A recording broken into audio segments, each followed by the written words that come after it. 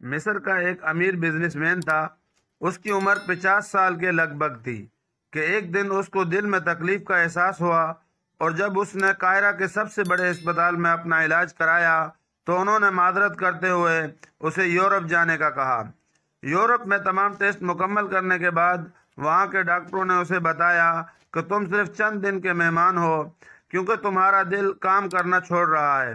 وہ شخص بائی پاس کروا کر مصر واپس آ گیا اور اپنی زندگی کے باقی دن گن گن کر گزارنے لگا۔ دکان سے گوشت خرید رہا تھا جب اس نے دیکھا کہ ایک عورت کسائی کے پھینکے ہوئے چربی کے ٹکڑوں کو جمع کر رہی ہے۔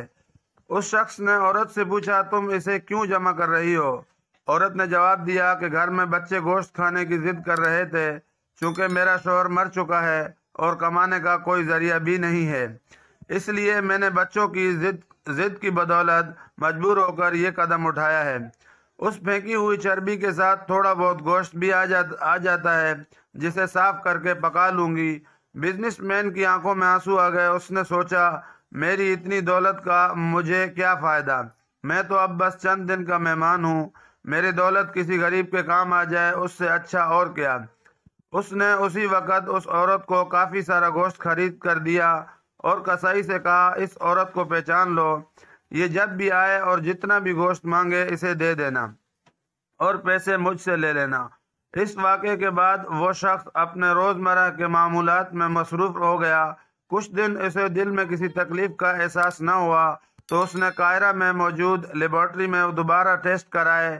ڈاکٹروں نے بتایا کہ رپورٹ کے مطابق آپ کے دل میں کوئی مسئلہ نہیں ہے، لیکن تسلی کے لیے آپ دوبارہ یورپ چیک اپ کروائیں۔ وہ شخص دوبارہ یورپ گیا اور وہاں ٹیسٹ کرائے۔ رپورٹس کے مطابق اس کے دل میں کوئی خرابی سرے سے تھی ہی نہیں۔ ڈاکٹر حیران رہ گئے اور اس سے پوچھا کہ آپ نے ایسا کیا کھایا کہ آپ کی بیماری جڑ سے ختم ہو گئی؟ اسے وہ گوشت والی بیوہ یاد آئی اور اس نے مسکرا کر کہا، علاج وہاں سے ہوا جس پر تم یقین نہیں رکھتے۔ بے شک میرے نبی صلی اللہ علیہ وسلم نے سچ کہا تھا کہ صدقہ ہر بلا کو ٹالتا ہے۔